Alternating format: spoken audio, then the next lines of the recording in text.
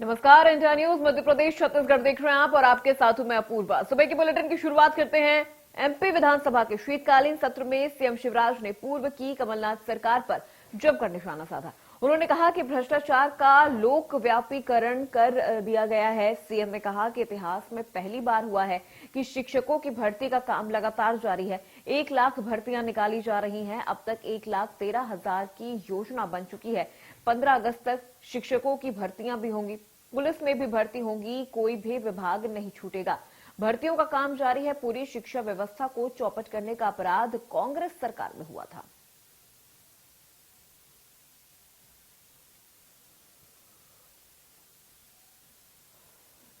माननीय अध्यक्ष महोदय, मैं विनम्रता के साथ कहना चाहता हूं कि पूरी शिक्षा व्यवस्था को चौपट करने का अपराध हुआ था तो कांग्रेस की सरकार में हुआ था।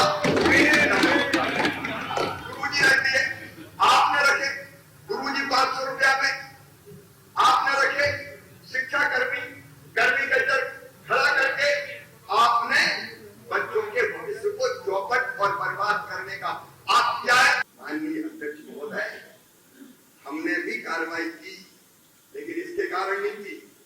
गुंडों पे कार्रवाई की, दबंगों पे कार्रवाई की, माफियाओं पे कार्रवाई की।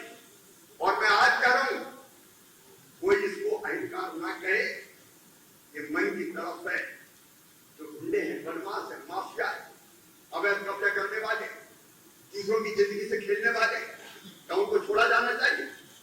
आज मैं कहना चाहता हूं, दंग गुंडे, माफिया, जनता की जिंदगी से खेलने वाले कोई भी हो, नहीं बचेंगे, कोई उनको नहीं बचा सकता। ये हमारा पिछले वर्ष को छलने का काम किया गया था।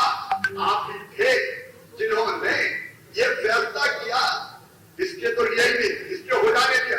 और बाद में पीएससी के संदर्भ में एक फैसला आया था, पीएससी में भी इसको लागू करने की 27% की जगह 14% नहीं दिया जाए।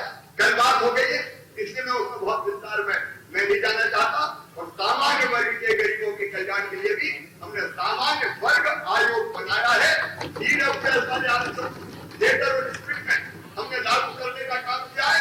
हम किसी को भी 10% दिया है, आप जानते, हम किसी वर्ग को छोड़ने नहीं वाले। सब समाज को लिए साथ में आगे है। पर आधारहीन अविश्वास होने के बावजूद हमने रात को 12 बजे तक विपक्ष को सुना। आरोप सुनने के लिए जिगरा चाहिए, जवाब सुनने के लिए भी जिगरा चाहिए। हमने सुना, आओ सुनो। आपने देखा नेता प्रतिपक्ष को किस तरह से गोविंद सिंह जी को फेल करने की कोशिश की गई। जमीन से आए हुए नेता प्रतिपक्ष है, अपने बूते पर जीतने वाले नेता प्रतिपक्ष है। वो दिल्ली का दरबारी नहीं है, पेज 3 कल्चर का आदी नहीं है, ना ही वो किसी का तीसरा बेटा है। तो जो तीसरा बेटा कहते थे, उनकी टीम ने पूरी कोशिश की उनको फेल करने की। कल मध्य प्रदेश की जनता पर एहसान किया, भ्रष्टाचार किया, कर्जे में प्रदेश को डुबो दिया। सारी व्यवस्थाएं चरपट और चौपट इस प्रदेश की हो चुकी हैं। इसमें जिगरा नहीं होना चाहिए, इसमें एक एहसास होना चाहिए शर्म का।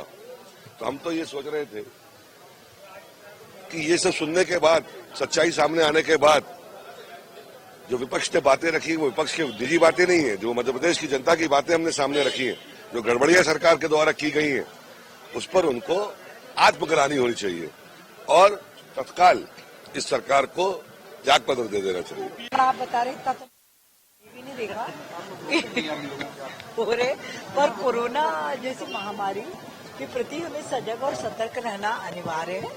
ये उनको खुद ही सोचना चाहिए, वो भी देश के जिम्मेदार नागरिक हैं, कि हमारी गतिविधियों के कारण कोरोना जैसी महामारी का संक्रमण फिर से ना बढ़े। देखिए, माननीय मुख्यमंत्री जी ने जयस की मांग और जयस की बातों को गंभीरता से लिया है और जो कहा है उसको बहुत कुछ करना बाकी है।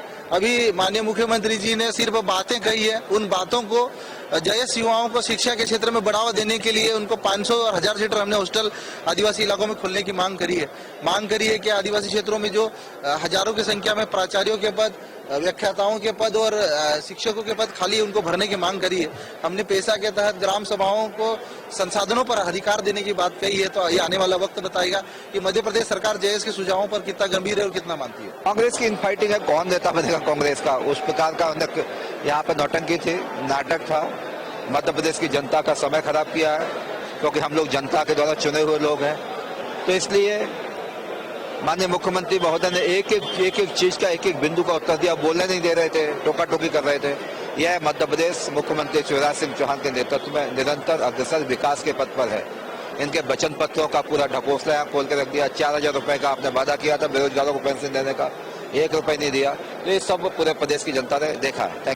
भाई सरकार अपनी गलतियां, भ्रष्टाचार, दुराचार, दुनिया भर का जो 18 साल में हुआ उसके बारे में सुनने के लिए तैयार ही नहीं। जब जनता परेशान है, नौजवानों में, जब मोदी जी ने कहा था हर साल 2 करोड़ लोगों को नौकरी देंगे, प्रधानमंत्री बनने में भूल गए।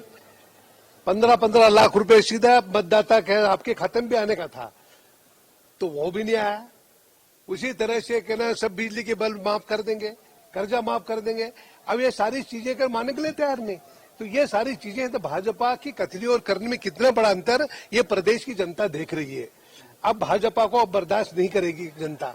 कि मुख्यमंत्री ने जो असत्य हो सकता था सारी चीजों को बोलने का काम करा। मैं ये रिकॉर्ड लेके आया था कि मुख्यमंत्री जी आपने कहा कि बेटियों की शादी की योजनाएं बंद हो गई थी। ये मेरे पास ये सदन के अंदर मैंने कहा पटल पे रख दूं, तो मुख्यमंत्री तैयार नहीं हुए। मुख्यमंत्री जी ने किसान का मंदसौर गोली कांड पे पूछा था, उस पर तय नहीं हुआ। मुख्यमंत्री जी ने पूछा था कि आय कितनी थी, आय ये कह रहे हैं कि कोई आय का आकलन नहीं और आप कह रहे थे दुगनी कर देंगे। ये सारे सदन के अंदर जो मुख्यमंत्री जी को बात करना चाहिए, टोटल असत्य झूठ सदन के अंदर मुख्यमंत्री ने बोला है। मुख्यमंत्री जी से किसानों के बारे में पूछा, उस पर जवाब नहीं दिया। क्राइम क्यों बढ़ रहा है उसके ऊपर जवाब नहीं दिया।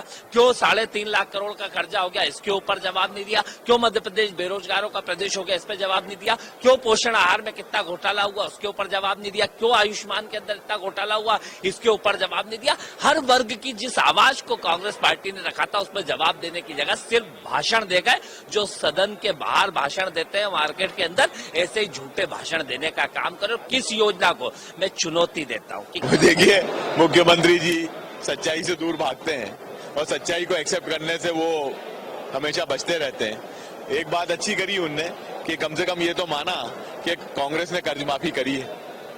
यूपीए सरकार की जो उपलब्धियां हैं 10 साल की, वो बताने से वो चुप बचते रहे।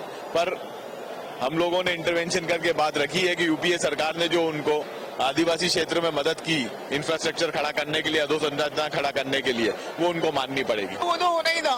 जिस तरह से अनर्गल वार्तालाप हुआ है, जिस तरह से आपने देखा होगा भाई और बहनों बोला बीच में किसने, माननीय मुख्यमंत्री जी ने, तो उनको तो ये लग रहा है कि किसी सभा में प्रवचन कर रहे हैं, भाषण दे रहे हैं। वही प्रवचन और भाषण यहाँ दिया जो ये रिजल्ट वो देते हैं। असत्य कथन किया हाउस के अंदर, और जो भी मुद्दे हम लोगों ने उठाए उनका कोई भी रिजल्ट नहीं आया। और ये आश्वस्त था भले ही उनके बहुमत से वो खारिज कर दे, लेकिन प्रदेश की जनता ने देखा कि किसने क्या बोला और सरकार ने इसका क्या जवाब दिया। पूरी तरह से फ्लॉप शो, आधारहीन, तथ्यहीन और बिना तैयारी के ये प्रस्ताव लाए थे, जो सदन में पूरी तरह से फ्लॉप हुआ। कांग्रेस विधायक दल